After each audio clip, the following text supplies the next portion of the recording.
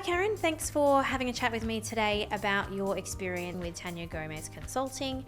Why you decided to engage a consultant in the first place? What were the challenges you were having at MyLife Housing that made you think that maybe having a consultant to help with compliance was a good idea?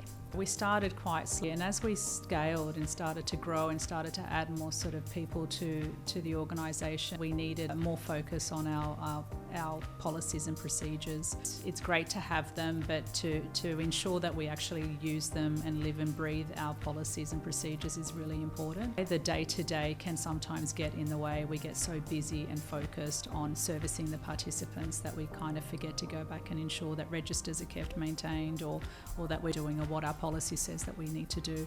And so we kind of got to a point where we thought, okay, let's get someone in who can just keep us in check and making sure that we're doing what we're meant to be doing. And we've really looked at keeping you compliant between your audit points. That's right. What was that experience like, and what did that look like between your audits and keeping things compliant? We came out of our previous audit with a few things that we needed to address. Having you on board and working through those minor non-conformities really helped us understand, what is it that we needed to do to improve. It allowed us to work through the policies and procedures and actually make them work for the business rather than just have a set of documents that just sit there. It allowed us to actually work through what makes sense to follow, and if the process or a procedure doesn't make sense, let's talk about how we actually adapt it or change it or even delete it if it's not practical or if it doesn't make sense. We went from having this, what's the next auditor going to ask us to do and what do we need to be ticking.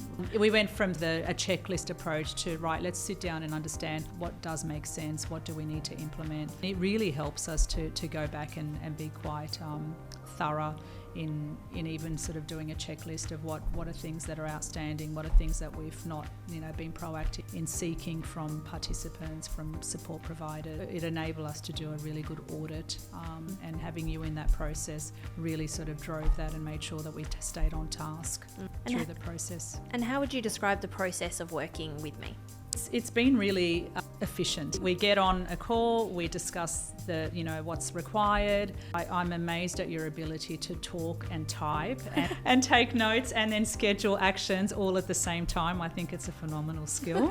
It's helped us to be a lot more efficient, and sometimes you can sit on these long calls, come out and think, right, okay, what do I got to do, and get to the next week and not have anything that you have actioned or even understand what was yours to action to begin with. You've been amazing at making sure that actions are delegated, people know what they've got to do, and then a time frame to come back and do it in. And I think it's made us really stay focused and on task. And do you feel more confident leading up to your next audit? Absolutely, yes. Compared to how we felt in the lead up to our previous audit, I thought I was sitting the HSC again. This time around, I think we're doing exactly what we need to, and I think it'll be a much more smooth process. Yeah, I feel like you've definitely owned the quality and compliance piece, and you're now in the driver's seat. That's right. Ready. And I feel like if there was anything that the auditor was to challenge, it so well now that you would be able to argue the point confidently that you are doing the right things for all of these reasons. That's right. And I also think it's been great for the team to go through this journey, because often when you onboard them when they first start, you say, please read the policies and procedures, but you don't want it to just be documents that get ticked.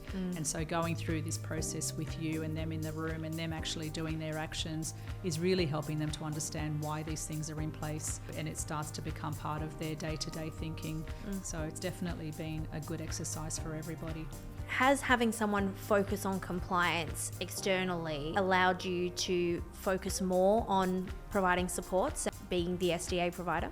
Yes, it has. We do tend to find that as an SDA provider, we tend to be caught in the sort of fighting fires and the detail of the job, making sure that we get back to participants on a timely manner, ensuring that we're doing ingoings and outgoing. We're making sure that we're staying compliant and making filling out the registers. So often we're so busy doing the maintenance that we're not going back and actually writing it all as, in the registers. So having someone sort of push us along and hold us accountable to these actions is definitely an easier way to do it. So we've really enjoyed it, and we think that we've become a lot more productive, and we've asked us to have our procedures and policy at the forefront of what we're doing rather than thinking about it retrospectively. And often SDA providers or NDIS providers generically, you have a really finite overhead to work with. Have you found that having a compliance consultant to walk you through this journey is a good investment of those funds? Definitely. I mean, as you said, our margins are pretty small, and so if I'm going to hire a resource just to do what you've done for us, it would obviously be a lot less efficient and financially more cost prohibitive than outsourcing it to a consultant. Yeah. And so, I definitely value for money. Yeah, perfect. Thank you so much for sharing your experience. Pleasure. Thanks. Thank you.